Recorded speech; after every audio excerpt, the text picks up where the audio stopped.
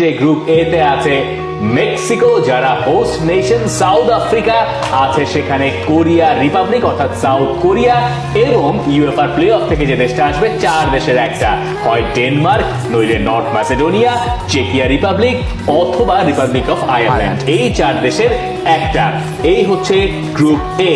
Group B তে আছে Canada, আরো এক স্বাগতিক দেশ, তারা গ্রুপ বি তে অবস্থান করছে। গ্রুপ বি তে কানাডার সঙ্গী ইউএফআর পাথ যে এ আছে প্লে অফ, সেখান থেকে একটা ইতালি, নর্দার্ন আয়ারল্যান্ড, ওয়েলস অথবা বসনিয়া এন্ড হার্জেগোভিনা, এবং কাতার আর সুইজারল্যান্ড।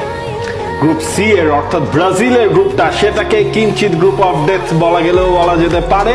ব্রাজিল রয়েছে সেখানে, এবং ব্রাজিলের পর সেই গ্রুপে রয়েছে গেল বিশ্বকাপের সেমিফাইনালিস্ট আফ্রিকান মরক্কো আছে, প্রথমবারের মতো তো না, লম্বা সময় পর আসলে বিশ্বকাপে ফেরা স্কটল্যান্ড, এবং একই সাথে আছে হাইতিও।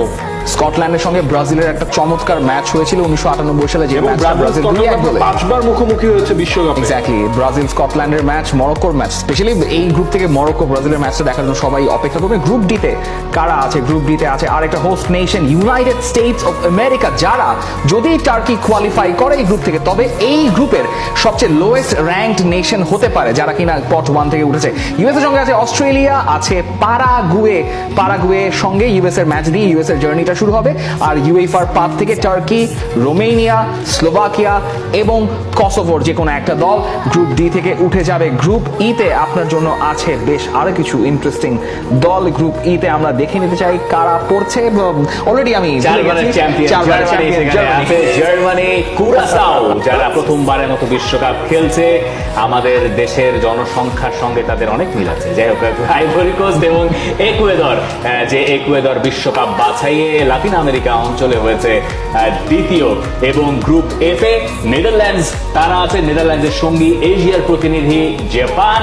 আরো যে দুটো দেশ আছে, মুখস্থ প্রক্রিয়া আমাদের চলছে, এখনো পুরোপুরি মুখস্থ করে উঠতে পারেনি, আছে সেখানে ইউক্রেন, সুইডেন, পোল্যান্ড অথবা আলবেনিয়ার যে কোনো এক দেশ, আর সঙ্গী তিউনিসিয়া। এরপরে যে গ্রুপটা গ্রুপ জি, সেখানে রয়েছে বেলজিয়াম, ইরান, মোহাম্মদ সালার, ইজিপ্ট, অর্থাৎ এই গ্রুপটাকেও ইন্টারেস্টিং বানিয়ে দিয়েছে বেলজিয়াম এবং ইজিপ্ট। ইরান তো রয়েছে, একই সাথে রয়েছে নিউজিল্যান্ড। এই গ্রুপটা একটু সহজেই পড়বে আমি বেলজিয়ামের জন্য, কিন্তু বাকি তিনটার জন্য আমি এক্সপেক্ট করবো এই গ্রুপে অন্তত নিউজিল্যান্ড একটা ম্যাচে কোনো না কোনো বেলজিয়ামকে হারায় দিলে, এরকম ঘটনা ঘটে যেতে পারে, এটা কোনো বলা নেই। ইরানও বলা যেতে পারে যে বেলজিয়ামকে হারিয়ে দিয়েছে, কিংবা Egypt, Mohamed Salah versus Kevin De ব্রুইনার ম্যাচ। গ্রুপ এইচ এ স্পেনের সঙ্গে পাওয়া গেছে সৌদি